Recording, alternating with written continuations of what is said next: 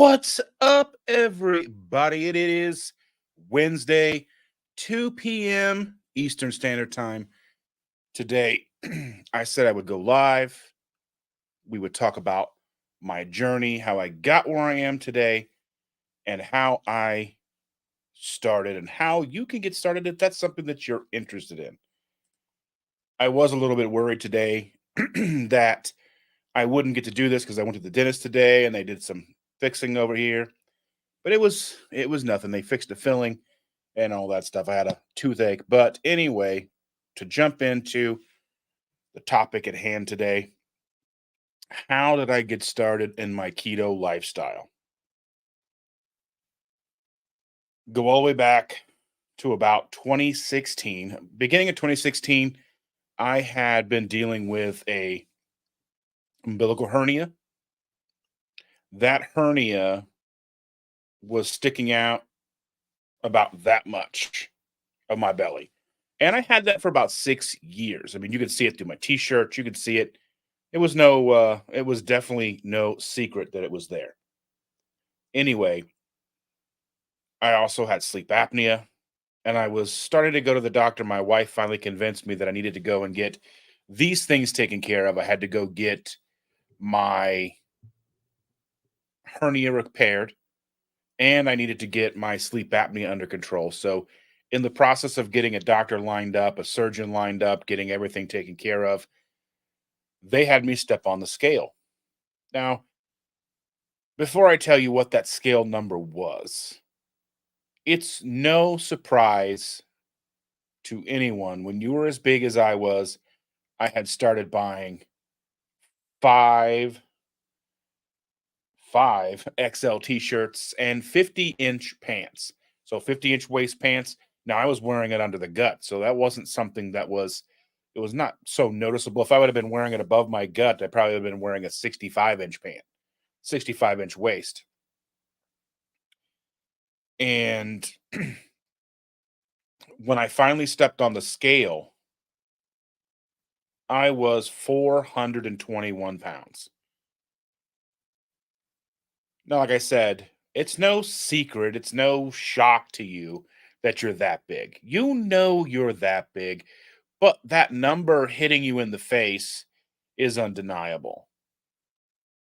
We've got some people in the chat. Hello, Sharon. Hello, Shauna. Thank you so much for being here, ladies. Anyway, it's when you step on the scale and that 421-pound number hits you in the face, it is a shock to the system. There's no way around it. Like I said, there's no way I didn't know that I was big. 5X t-shirts wearing just huge. I had issues. I wasn't even able to use our downstairs bathroom anymore. I had to be careful what bathrooms I used in public. At work, I had to be very careful which ones I used. I could only use like the handy accessible stall. The other ones were just too narrow. I couldn't fit in and handle my business.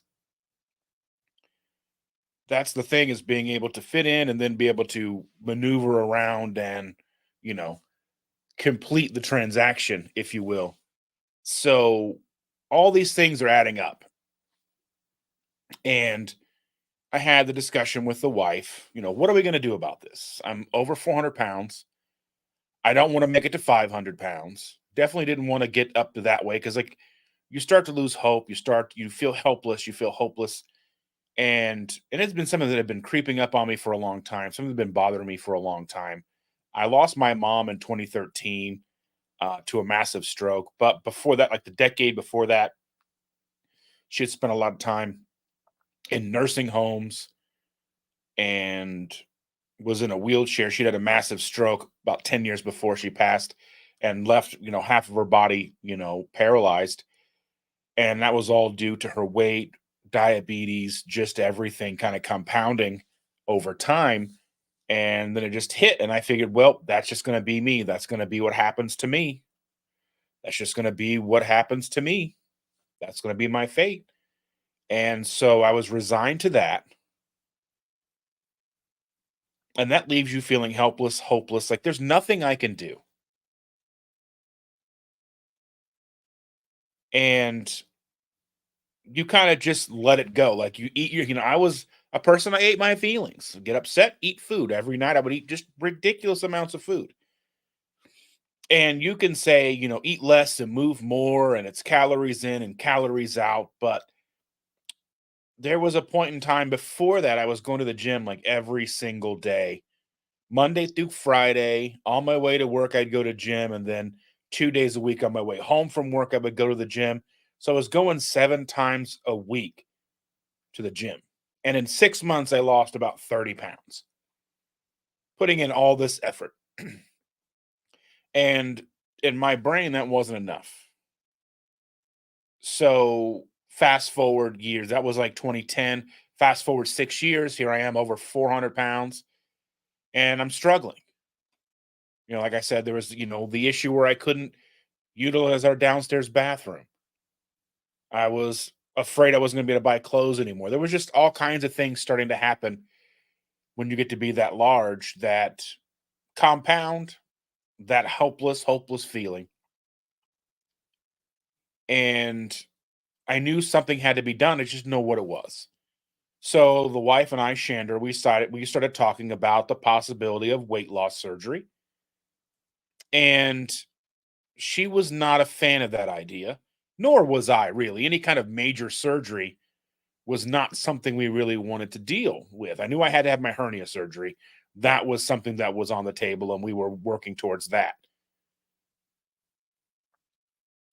So we discussed the weight loss surgery. She is an RN. At the time, she was on a unit where they would see all the complications from weight loss surgery. And she said, if we try a couple, we'll try low carb. We'll go low carb, and if we don't see results, in a while, then we can revisit the surgery. We can revisit that surgery idea. We can look at it and see if maybe then it makes more sense. But at least for the time being, we want to go low carb. But we didn't know what that truly meant. We weren't even really sure what a carb was. We spent hours at the grocery store combing through everything in the aisles, looking at carb counts, not really quite sure what a carb, we didn't, you go into this with an idea of what you've been sold as healthy. You think what's healthy. You think salads, quinoa, whole wheat. You're looking at raisins and fruit cups and all the things you're sold as healthy. Like you got to eat your fruit, you got to eat, your whole grains, you've got to eat all these things to be healthy. But you start looking at the carb counts and you start looking at the recommendations of how much of these things they want you to eat in a day. So, say the average serving of anything whole, like grain wise, is going to be like the average serving is about 35 grams of carbohydrates, 35, 45 grams of carbohydrates per serving. And they want you to have 10 to 12 servings a day. That's 350, 450 grams of carbohydrates a day. Off the bat, that's not even counting sugars. That's not counting anything that's hidden in the foods. When you start going above and beyond the whole grains, that is insanity. Blood sugar through the roof, having all kinds of issues. So we went through everything, with a fine tooth comb, like just trying to figure out our path. What's this going to look like? What's this new life going to look like? And we knew low carb. We figured, well, maybe about 150 grams of carbohydrates a day. That's low. Okay, that was our thinking. That's low because you're looking at the alternative 400 grams of carbohydrates a day. If you're looking at the daily recommendation of how many grains and cereals and all these things and breads and pastas you're supposed to have, which is insanity. And that's for an actual serving size. And, most of the servings we would have are full bowls, huge 3, 4, 5, 6 servings as a single serving. So we're looking at probably closer to 700 grams of carbs a day, if not more than that, especially once you add in soda and ice cream and anything else that we would eat. Oreos, potato chips, tortillas if we were having whatever. So we were looking at that. We're looking at low carb. I started looking at low carb recipes. I started looking at all these things. And one website kind of kept popping up when I'm looking up low carb recipes. Low carb recipes was a children's epilepsy website that featured a lot of recipes.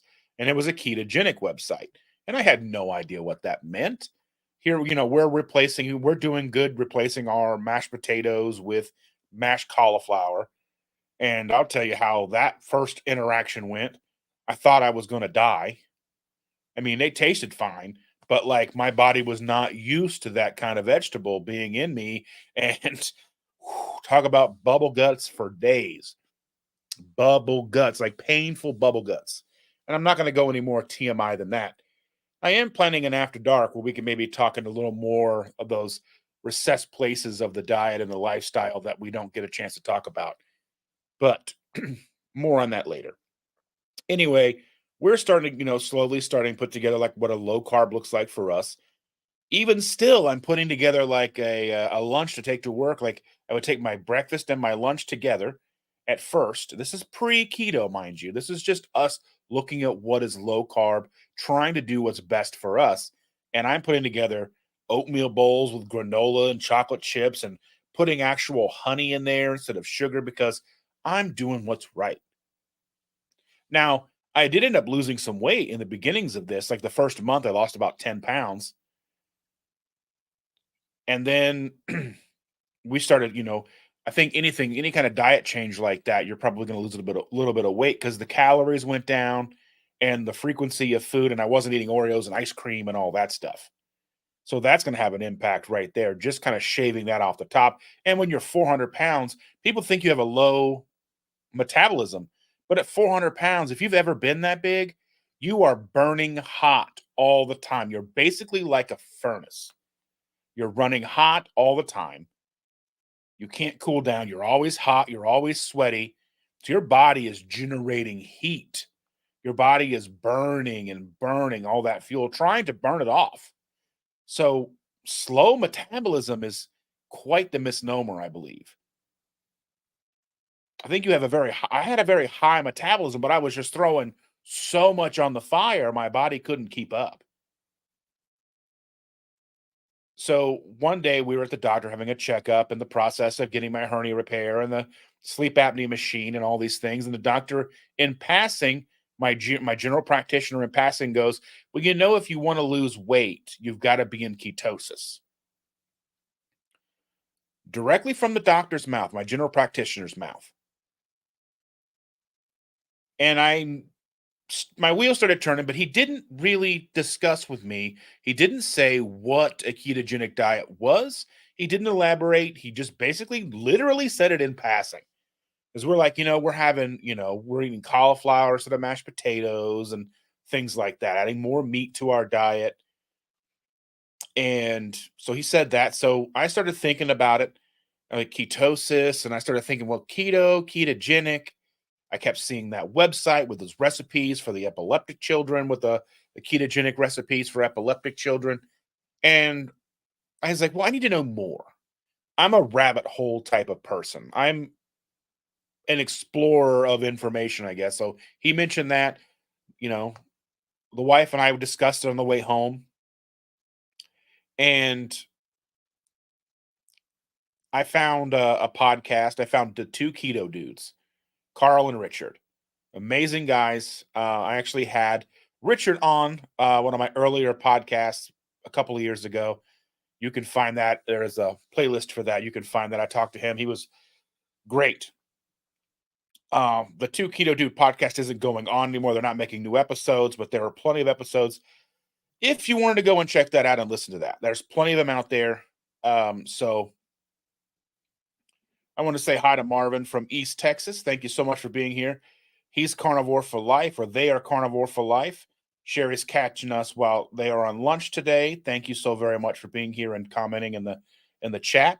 Um, Ask any questions you want, any questions you have, any questions for me about how I've been doing this for like 8, 9 years now. Um, but anyway, so we found them and I started listening to them. They're like hour-long episodes, and I listened to months and months and months of their episodes. They were put on episode weekly, and I caught up within like a month. I caught up so fast, and I decided, I'd had my surgery. By this time, I'd gone through, got my sleep apnea machine, had my surgery. That went well, no complications. I was healed, and I was moving forward. And let's see. Derry says, Derry says, I've been keto for 5 years. Ancient man did eat grains, plants, and berries. They did not, let's see, they did catch their prey every day and went hungry. Ancient man also ate tree birch, man. Let's see. Well, and there's a thing about the life expectancy. I think there's kind of a misnomer with life expectancy and what they ate. There was a lot of different things that they ate to survive. Their primary source, what they would look for, was meat. There was probably a lot of fasting. There was probably a lot of days in between big meals. They would catch something and feast. And I think the one of the things that we look at when we talk about their average age, I think we kind of get lost in the fact that it's an average. There was probably a lot more infant issues and infants not making it very long versus people. Once you made it out of infancy and out of childhood and into adulthood, I think you were fine. As long as you didn't get a cut or anything like that, you were fine. So you would still have people living into their 60s and 70s to some degree. So I think there's that infant issue. I think then that's kind of where you get that 40-year-old average. So infancy was difficult. We have a lot better issue. We have a lot better care now. So that's not the issue. But I think the average, there was still elders, there was still that kind of thing back then. But I think if you're looking at what men ate, there everything was within the season. So we would eat berries if they were in season. We would eat things if it was in season. They were more nomadic back then, so they weren't necessarily planting roots and planting acres and acres and acres of corn and acres of wheat and eating that all day every day and have it, we just didn't eat the same. And we were kind of constantly moving.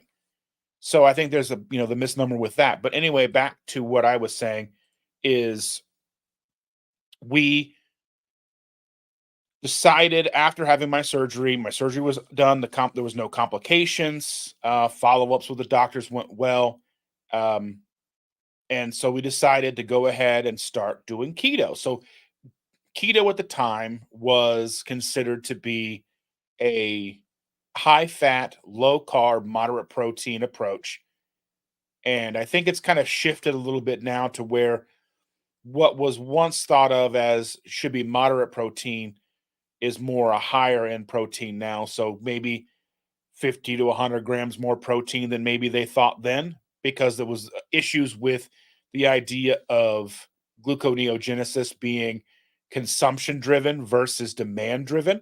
And over the last 6 to 8 years, we've found that um, gluconeogenesis, which is the body's way of producing glucose that it needs through the liver from damaged protein. So I don't necessarily think also that it's dissecting all of your good quality muscle. I don't think it's doing that. The body's a lot smarter than that. It's going to go for the damaged. It's not going to go for the good, lean, healthy muscle if it can help it. But let's see. Marvin says 300 pounds to 175 pounds, 2 years on carnivore. 5 blood pressure, 72 years young, feel better than a 40-year-old. Wonderful. Way to go, Marvin. Thank you so much for letting us know that. Good afternoon, Jeremiah. Thank you for being here. It says here in the UK, we have dug ancient bodies up from the bogs, even found out that they ate for their last meal grains, leaves, plants. They were also vitamin deficient. Not many live past 50. But that's the thing is I think depending on how long ago and what was going on in the time, because that basically is a body's like a time capsule at that point.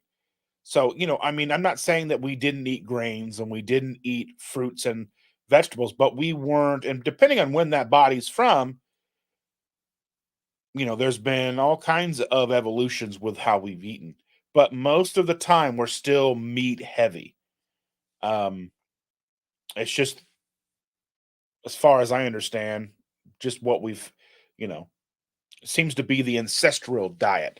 Now, I'm no scholar on that. But anyway, so decided to start keto and towards the end of 2016, September 2016, and we never really looked back. We've been doing it solid, and we went a couple of years really without any major cheat days or anything like that. We've had accidents and stuff like that. Things would happen that would be,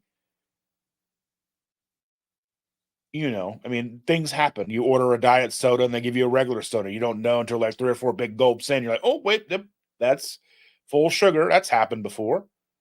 Or things happen like going out to a restaurant and you ask the waitress, I'm going to order the wings. Are they breaded? And she's, no, they're not breaded. And you get them and you take your first bite and you're like, yep, these are breaded. And then that happens. But it's a consistency. There's going to be a consistency over perfection that's going to really get you through. So, kind of like that's kind of where I got started and how we got here. Like I said, I've been ketogenic lifestyle, primarily more towards the carnivore type thing, but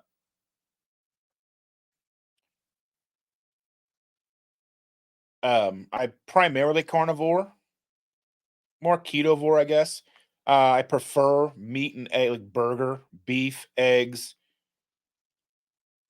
but I still have vegetables. I still eat broccoli from time to time. I like broccoli. I like cauliflower things. Sometimes I have a recipe on my channel from just like 2 weeks ago where I made these new cauliflower chaffles. They were like basically chaffles that are hash browns using Keto Chow's new baked potato mix, savory mix. So I'm not 100% carnivore, and I don't necessarily think most people are going to be carnivore fully. I don't think that that's not a reality that we live in. Now there is a growing number of people who are living very well on a carnivore lion diet type thing. I don't think that we're all supposed to live.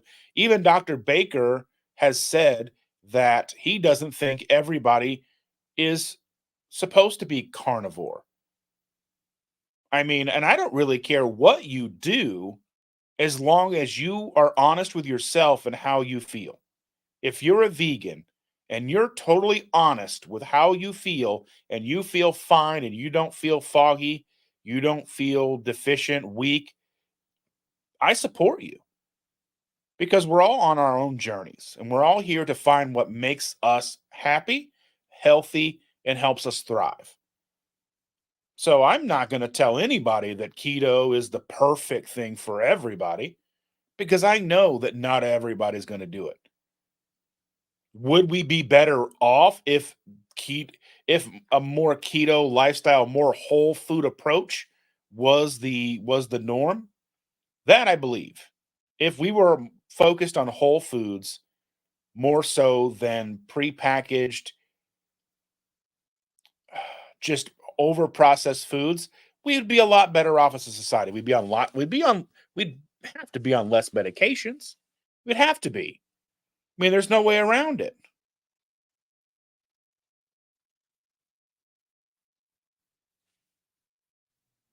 Sherry says she made my chaffles. Thank you. Sherry said she's made my chaffles. Shauna has to go. Thank you so much for being here, dear. Be safe. Have fun. Tell mom I said hi. And Derry says, whichever, if people do well, that is a good thing. I love my above ground veg.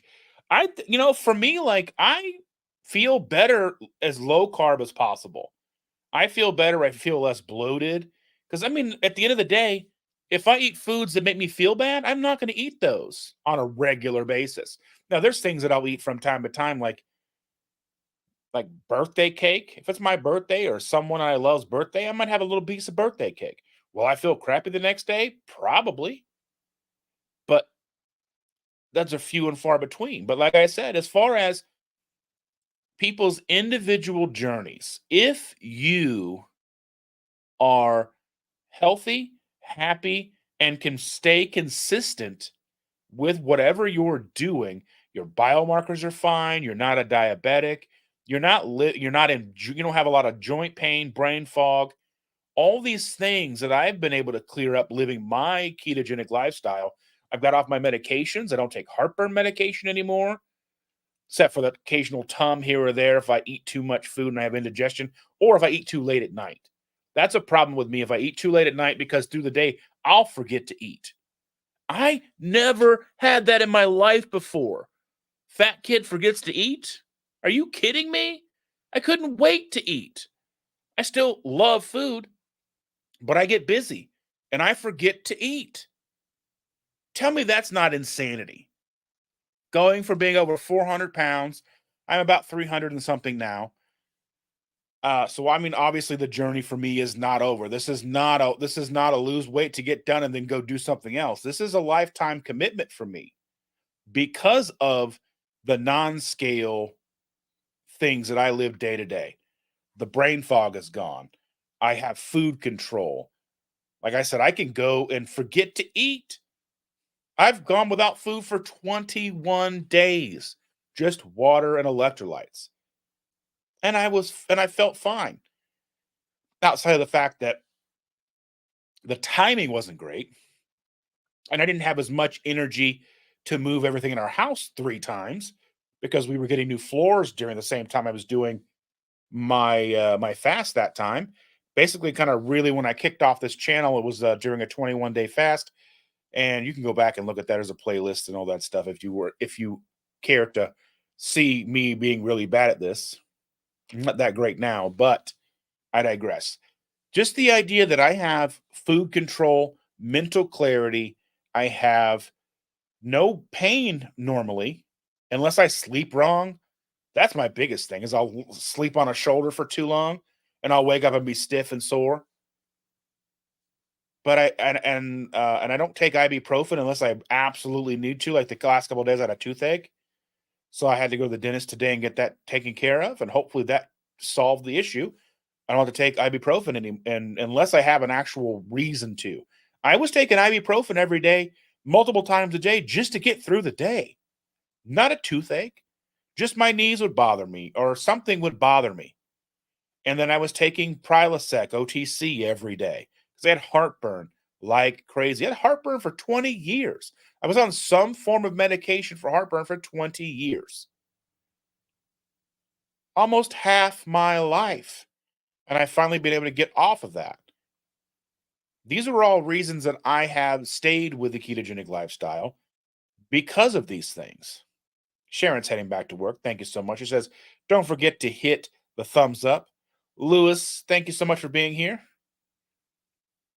Derry says, I don't crave sweet things, but I do crave veg if I do go without it. Yeah, I there's nothing better sometimes than some over buttered broccoli. Some roasted broccoli, some roasted Brussels sprouts that are kind of crispy around the edges and got a little bit of onion with them or something. Nothing better. Sometimes I eat like I'll put some burger patties in the pan and start frying them up, and I'll put in some chopped onions and an obscene amount of pickles. Like 2 weeks ago, I was going through this whole thing where I was obsessed with pickles. I couldn't get enough pickles. I went through like 3 jars of pickles in like 3 or 4 days. It was insanity. So I finally had to buy the big jar. Now I've got a big jar sitting in the pantry, just waiting for me to get that urge again to go for those pickles. So I don't necessarily crave sweet things, and we don't really keep sweet stuff in the house too often. I think we have some keto ice cream bars downstairs in the freezer. Um, but that stuff's typically expensive. Um, that kind of segues into getting started. So if you're somebody that's interested in a ketogenic lifestyle, I recommend starting off as simple and affordably as you can, especially these days. Like these days, going to the grocery store is expensive, no matter how frugal you try to be. But that's still not an excuse to go and get and buy ramen and mac and cheese and all that stuff. It's still not an excuse to do that because you're not going to feel good. It's going to taste good if you like that stuff, but it's not going to feel you're not going to feel good. So I recommend trying to go and use like apps like Flip. You can get it on your smartphone and you can narrow down your zip code, plug in the stores you like to shop, the grocery stores that are in your area that you frequent, and they'll put up their sale ads if they're a store that has sale ads. Now, Walmart doesn't normally do sale ads.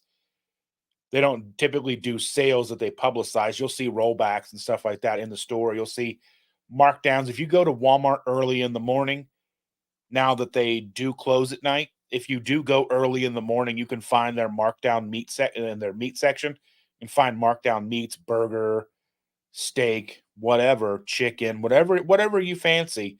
You can typically find something like that on sale in the morning if you go like 6, 7 o'clock in the morning. Jeremiah says, last couple of times I've had heartburn, I got a pinch of Celtic salt, rolled it around in my mouth, and the heartburn was gone. Drank some water, and it never came back. That's very interesting. I have been adding to my diet as of recently. One of the things, okay, so it was something that I did at the very early beginning too, is I was taking apple cider vinegar capsules in the very beginning, along with I don't know if I took anything else at the time. I know I was taking apple cider vinegar in the very beginning because that was all the rage. Apple cider vinegar is the cure all. Take it, going keto, take apple cider vinegar. Make sure you're getting enough electrolytes. So I was like taking teaspoons of salt, throwing it back, and it was weird. But nowadays, you can do all kinds of things as far as electrolytes are concerned. Um, I do a supplement of iodine, put that in my coffee in the morning. I take a calcium supplement.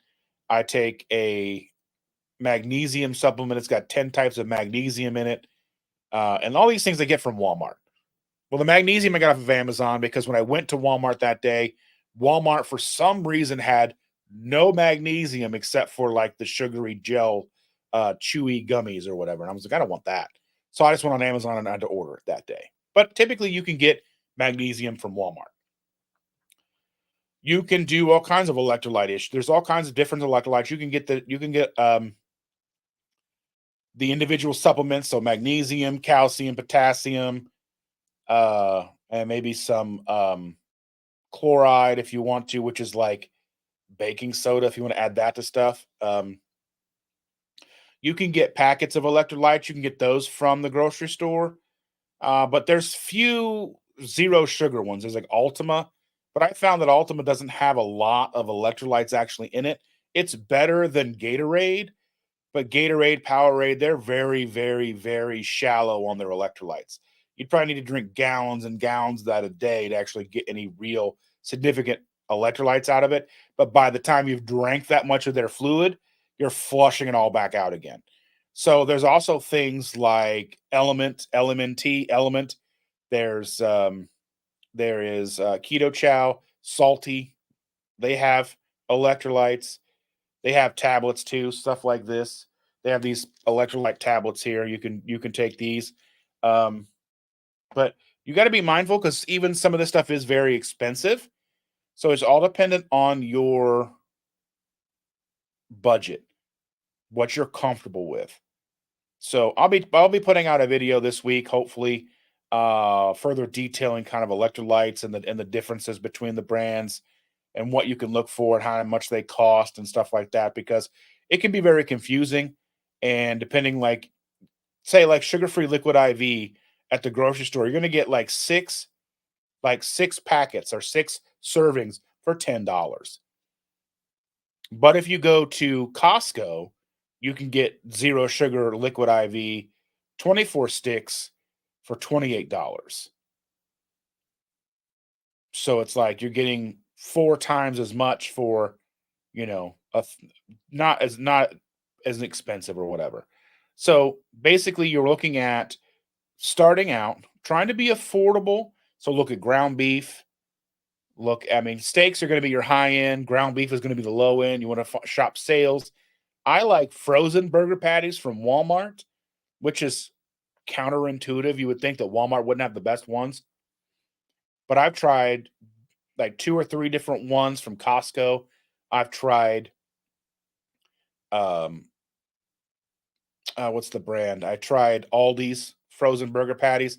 I was going to try the ones from Kroger, but their packages are 2 pounds for the same price I can get 3 pounds at Walmart. So that didn't make financial sense to me. So I never bought Kroger's, but I have bought their tubes, their 3 pound tubes of ground beef on sale before. And I'm not a big fan of the way their ground beef tastes. So I've always liked Walmart. Costco's good if you have a Costco membership, and they've got grass fed, grass finished frozen patties, Angus patties. They've got the normal, just regular ground beef patties that are frozen. You can buy them in 5 and 6 pound tubes or whatever you want, whatever works for you, whatever your freezer space looks like. Walmart's are like in my area right now, 3 pounds for $10. And I eat a pound at a time. And then I'll scramble up like 6 to 8 eggs, and that'll be a full meal. Some days that's all I'll have in the day besides my coffee with some heavy cream in it. But I try to keep it as simple and sustainable as I can and consistent, because consistency is going to get you so much farther than striving for perfection, because we're all coming from something, right? We're all coming to a ketogenic lifestyle for some reason, whether it's weight loss or we just don't want to feel this way anymore, or we've heard that it makes you feel better. Whatever the case may be, you show up for that symptom, you show up for that reason. And if you follow the simple whole food method, as far as as far as I'm concerned, Dr. Barry would call it the proper human diet.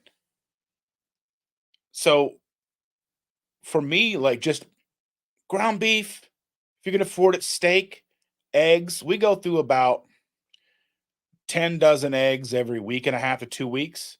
So I buy the 5 pound boxes of eggs, whether from Costco or Walmart, whoever has them the cheapest.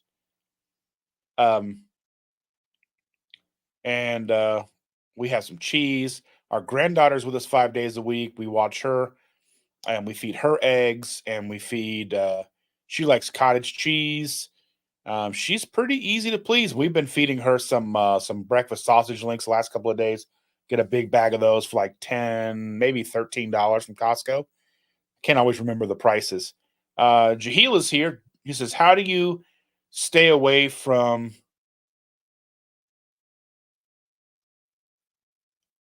capping and keep it so 100 and on God 24/7?" By the way, Timmy Watch wanted me to tell you that your channel is bussin', whatever that means. On God, no cap. Anyway, tell Timmy he's bussing too. No cap. Anyway, that's one of my favorite things to do to the kids is pick up their lingo. If it's annoying, pick it up. They'll stop using it. And Timmy's not real. No Timmys were harmed in the making of this video. Anyway, thank you for being here, Jahil. I appreciate you. But yeah, like, really just keeping it simple, not stressing about what you're going to cook each night. If you can do it, I recommend trying to do that. Keep it as simple and straightforward as you can. One of the hardest things for us when we started was having a plate for dinner that had a meat and a vegetable on it. And then we're like, where are the other two sides? Because you're kind of conditioned to have these dinners that have a meat, three or four sides, and then you're gonna have dessert. And we just didn't have that anymore. And that was so weird seeing almost like an empty plate. But it's not empty, because we'd make chicken and then we'd have cauliflower rice. So we'd have beef and some broccoli or Brussels sprouts and some sausages or whatever, right? So keeping it simple to aid in keeping it affordable and consistent. So affordability, consistency over perfection. None of us are perfect. I'm not perfect. I haven't been perfect this whole time. We've had cheat days upon cheat days. We've had times where, especially during the pandemic, we had all kinds of days where we ordered in food from places we shouldn't be ordering food from. But we're years and decades of food as a coping mechanism hits hard sometimes, even still to this day. Like not too long ago, I was at the grocery store and was having an issue. I went to this grocery store that I went to. They had just installed these new um, self checkout lanes that were for, like your whole cart of groceries and not just buying a few things. So they had like a conveyor belt and you'd like load up all your stuff. But then you got to stop and go down and move things down. But it was an issue where I was scanning things and it would go down half the belt and it would stop and go, oh, I don't like it, and would bring it right back. And that frustrated me. It took me like an hour to check out for no apparent reason other than these new machines were new. They didn't have them calibrated correctly or whatever. And then things like the barcodes on the merchandise wasn't clear, wouldn't scan. The lady had to keep coming over and scanning things for me and helping me. And then I get out to the car and load the car up, and I'm in the parking lot and there's a McDonald's. And I'm 8 years into this lifestyle, and I look at that McDonald's and go, I'm stressed out from this shopping trip, which doesn't make any sense, but it was my truth at the time, right? And I'm like, I could just go in and get some chicken nuggets and some fries, a soda, and just go home, and I would feel better. So I'm texting the wife, hey, this is what I'm thinking. She goes, you don't need it, and you'll feel worse if you get it. And she's right. She's 100% right. So I didn't, and we didn't, and I came home and we were fine. But for me to sit here and tell you that everything's hunky dory after 8 years is not what it wouldn't be truthful. And I try to be transparent. I try to be open and honest about everything about this lifestyle because I am human. We make mistakes. We are not perfect. We have cheat days. Just last week, we had planned a cheat day for Valentine's Day. Not a real bad cheat day necessarily, but we had planned a cheat day, an off plan day, if you will. And we had planned to maybe order in like a pizza or some Thai food or something like that. Sit back, watch a movie together, just spend time, just she and I. And we ended up spending almost the entire night at the car dealership helping our daughter get a new car. So we were there till like 9:30, almost 10 o'clock. So by the time we got done, everything was already closed. So we couldn't order any food. So we go to Walmart and we're walking around. And one of the weirdest things, it's kind of like a weird dichotomy with this lifestyle for us, is we would want to buy something cheap wise, but we were walking around the grocery store and we couldn't figure out what we wanted. We knew we wanted something off plan. We even looked at like steak, but the steak was like $15 a pound. So like two ribeye steaks that probably wouldn't even have filled us up was like 35 bucks. Ridiculous. So we didn't buy those because they weren't on sale. But we ended up getting like ramen noodles. And for some reason, they tasted so good. Jahil, they slapped, okay? Tell Timmy the ramen noodles slapped, okay? Anyway, we also got some pot stickers and some egg rolls. I don't recommend buying those. As much as they used to be good, for some reason now, like at least the brand we got weren't good. We didn't eat them all. We ended up throwing them away. But the ramen noodles, that was good.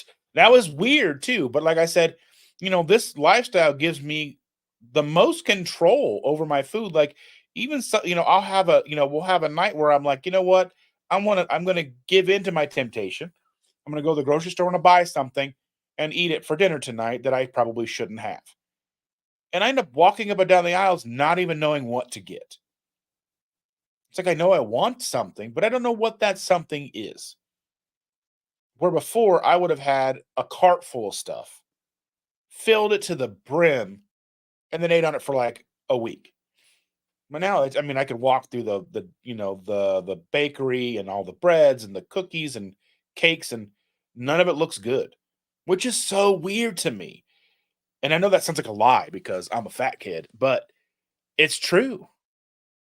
Having the ability to go through the aisle, the bread smells good, That's never probably going to change. The bread smells good. Jahil's asking me, have you ever air fried a whole chicken? My stepdad and mom got a huge Ninja air fryer and gave me some chicken and yum.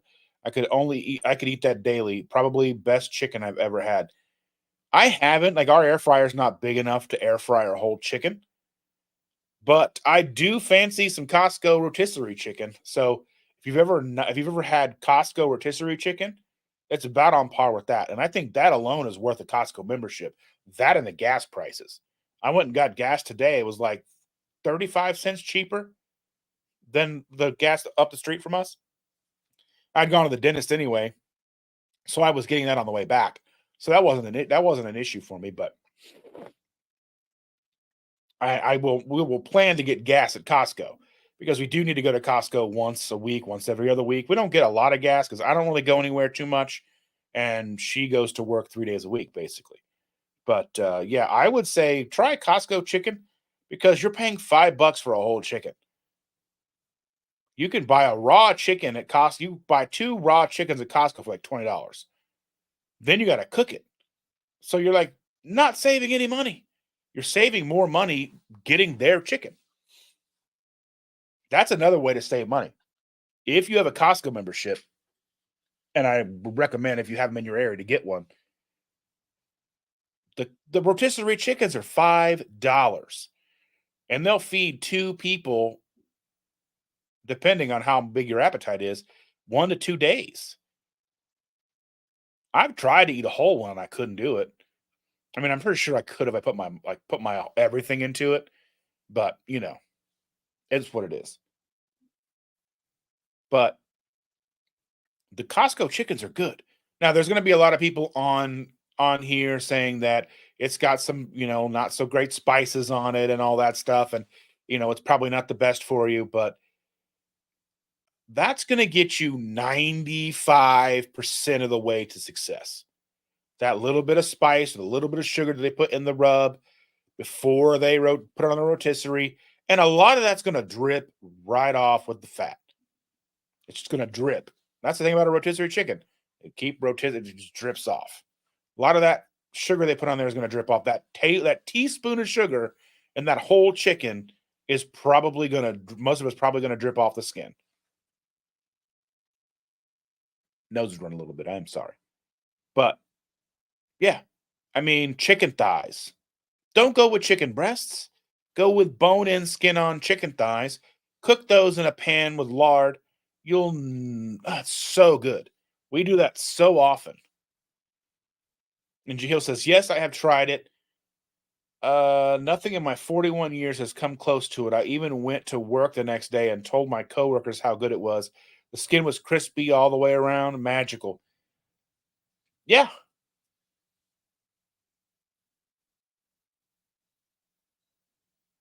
So Death Bunny is asking, what is keto? I always hear the word, never learned what it means. So keto is short for ketogenic. Ketogenic is a state the body is in when it is no longer utilizing glucose as its primary source of fuel. Realistically, the body runs on two fuels. So the body can run on glucose and it can run on ketones. Ketogenic state is the body's state that it burns fat, creating ketones, and then ketones are an energy source that can run the body and cross the brain blood barrier. So your brain can run on two fuels. It can run on glucose and ketones just like your body. So realistically, most people in the United States that live on a standard American diet are not able to burn or utilize ketones. They are um yeah. Yeah. So he says cut sugar and run on fats to be more effective. Yeah. So it's not just the sugar itself. It's not like sugary sodas, candies. It's also starches, grains, flours, rice, corn, all of those things. So anything the body can turn easily to sugar I mean, like if you eat a piece of white bread, it starts to turn to sugar before you'd even swallow. Like your saliva starts to break it down right into sugar. And anything that's going to cause your blood glucose to spike. So realistically, we eat so like that's the thing is like we're like, the FDA guidelines and everything is, what, 10 to 12 servings of grains and such a day. That's hundreds of grams of carbohydrates a day, which is basically all sugar, which means our body never gets a chance to get away from glucose to creating ketones.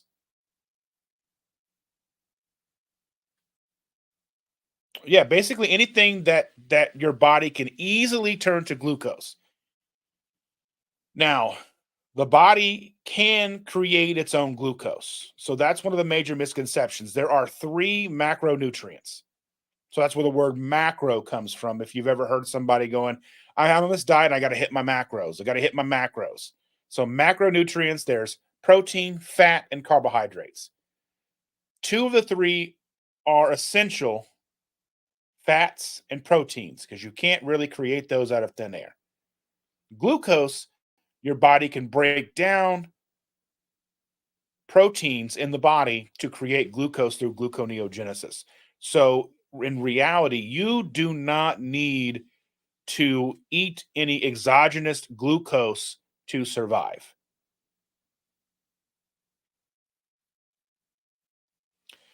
It's not that hard. So he's saying it sounds really rad, but also really difficult to get into. It's really not.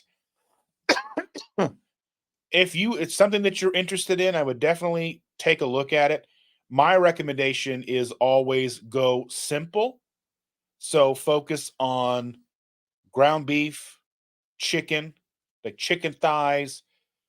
I don't really go with chicken breast because it's dry, but chicken thighs are going to be fatty and they're going to be tender and moist and juicy. Ground beef. We don't eat a lot of pork because we don't digest it very well. Excuse me.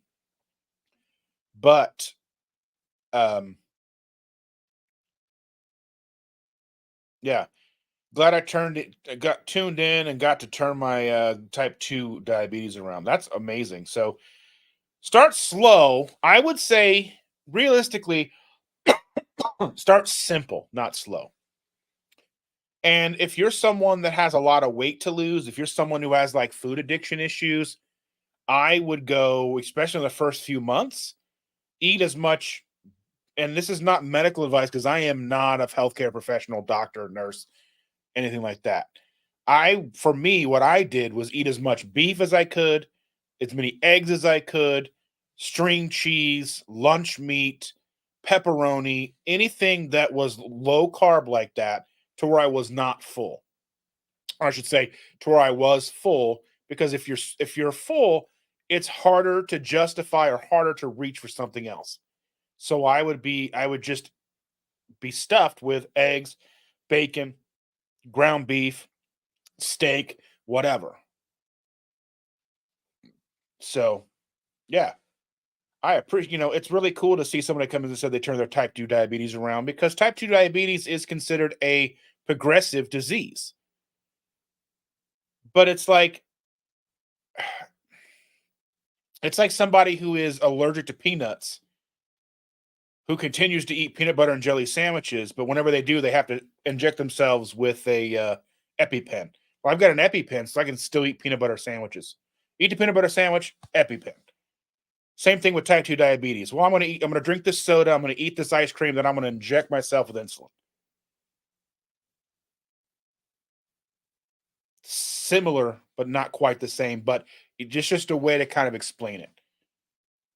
And if I'm bulking, I'm currently into my second month of bulking. I mean, realistically, what you're trying to put on protein, you're trying to put on body weight, you're trying to get muscle. I mean, how are you going to do that besides eating protein? How does sugar help you build protein? That's what I never understood about bodybuilding. And I've never been a bodybuilder, so I'm not the person to talk to about that. But I see and hear bodybuilders talking about eating Skittles, and I'm like, but how does that help you?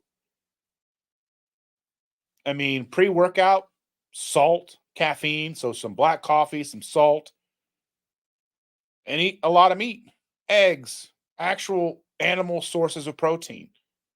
Brenda Foley's here. Thank you for being here. And just lift heavy things. Progressively lift heavier things. Eat more protein. I mean, do you need protein powders? I think they're expensive. You can just eat more beef, chicken, whatever. But that's me. That's me. That's my way of looking at it. That's how I interpret things. Like I said, I am not a doctor or a healthcare professional, so not a bodybuilder, but pre has a lot of sugar. Even the sugar free are chock full of caffeine. Yeah. So I was going to say, like, pre workout, a lot of it, you could do just salt. You don't need the sugar. I mean, if you're not a person that's into caffeine, you don't need caffeine either. But salt's gonna wake you up. I mean, you need sodium, you need salt. I mean, realistically, in the morning, there's a thing called the dawn phenomenon where your body's going to release a bunch of glucose into your body, even if you're not taking any in. The body can make its own glucose. So, crafty and carnivore-ish. So glad I haven't seen you in what seems like forever. I've been listening and just realized this wasn't a regular video.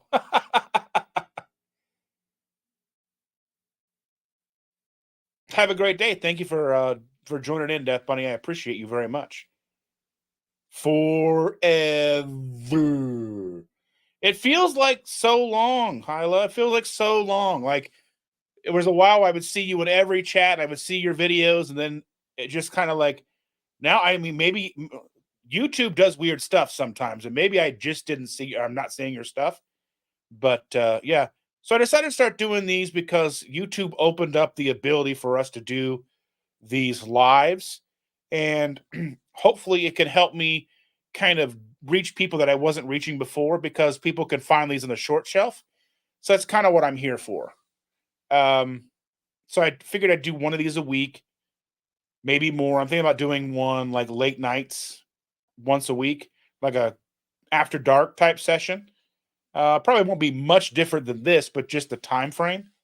Um, but I go live Tuesdays with the wife every Tuesday at 7 p.m. Eastern Standard Time. Saturdays I go live 8 o'clock, 9 o'clock, 10 o'clock, really depending on the guest and where in the country or world they live. Last Saturday I did two in one day. I talked to Heath and Shelly from excuse me, Heath and Shelly from Hungry Heath. This coming Saturday I have my buddy Keith on. I didn't plan that to rhyme, but it just does. But I'm having my buddy Keith on. He is not a ketogenic person, but he is a recovering alcoholic and doing things to better himself for his family and wife and all that stuff. So I kind of want to showcase more multifaceted things to help the community. Uh, Thank you so much, Stacy, for being here, dear. When you have your groupies like us, that never. I appreciate you so very much. And I'm glad you don't go away. I would be very sad if you did. We got 16 people in the chat. Everyone asked Dustin lots of questions and let him know he's cool because he is. I don't know about all that. But yeah, ask any questions and I'll stick around. I was planning to go for about an hour. We're about 59 minutes now, but I'll hang out for a little while longer if people have questions. I can see things kind of fluctuating between 15 and 25 people at a time. So if you find anything that I talk about useful, subscribe, watch again, hang out, subscribe to Stacy over at Easy Peasy Keto, subscribe to Crafty and Carnivore-ish, subscribe to, all these people have great channels as well. So she says, Hyla says, I've mostly been reading posts and watching shorts for the past few weeks.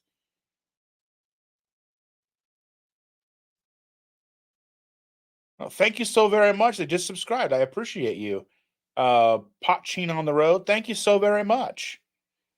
Yeah, like I said, I kind of wanted to do this because this seems to be a way to get people who are just kind of flicking by and they may be interested in what I have to say. I know that I felt helpless and hopeless when I started this journey, and I know that there's probably plenty of people out there that feel the same way.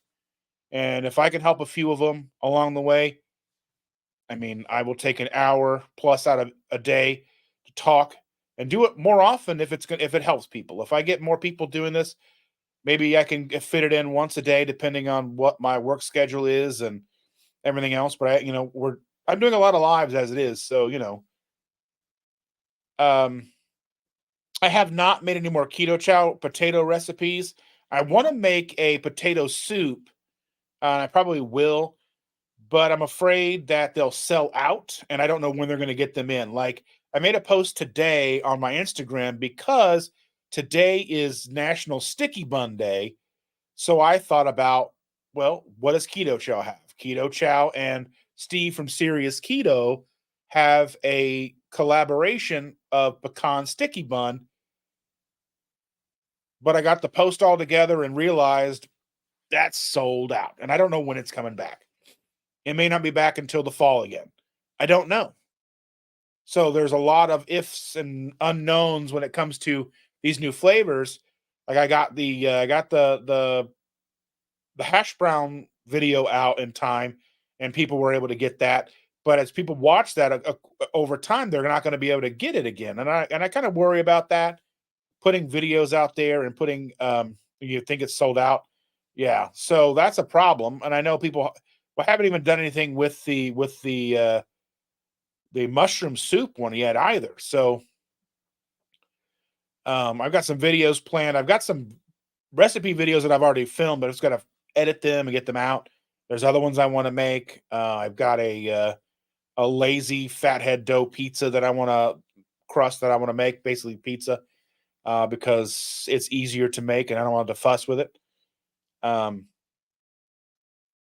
well, Jeremiah, it's a pecan sticky bun keto chow, so a mix for a shake or a creamy you can make into ice cream. I have like one packet left of pecan sticky bun, so I'm holding on to that. Um, so can't even get any more. I need to get a whole bag when they come available again. You can get that in 21 serving bags, but it's just difficult to have $100 all the time. So Gio says, "Okay, I have to go. Y'all behave yourselves. I'm here or in here, Dustin. Timmy just said he wants an autographed picture of you and Chandra, or else my very real child is such a mega fan. Have fun, everyone. Thank you, Jahil. I appreciate you and the real Timmy. Yeah. So yeah, that's the crappy thing about that is I only have one packet left. I have a bunch of. I have like I got two 1 gallon bags full of packs of keto chow, and only one of them is pecan sticky bun. And apparently I stink. That's cool. I just showered. I smell good. Okay. I had to go to the dentist today, so I didn't want to, I even trimmed my mustache today because going to the dentist with a mustache that comes down to here is a pain in the butt. Because then they're like in there working and like they're pulling my mustache hairs. They still pull it anyway, but that's fine. But welcome anyway, Daisy May. I appreciate you even just letting me know that I don't smell as good as I should. I appreciate you. Just so you know. I hope you're having a wonderful day, even if you're not hearing me say it. I hope you have a wonderful day. But with that, if there are no other questions, I've been going on for about an hour. If there are no other questions, I might as well call it a day. Thank you all so very much for being here, all you wonderful, wonderful people. I appreciate you all so very much. It was good to see you, Hyla, Jeremiah, Jaheel, Brenda, and Shauna was in here earlier, and Sherry was in here earlier, and Sharon, and everybody was in here. I love all you guys. You guys are amazing. Thank you so much for making me feel special. And I guess I will see all of you guys later. Thanks so much again for being here.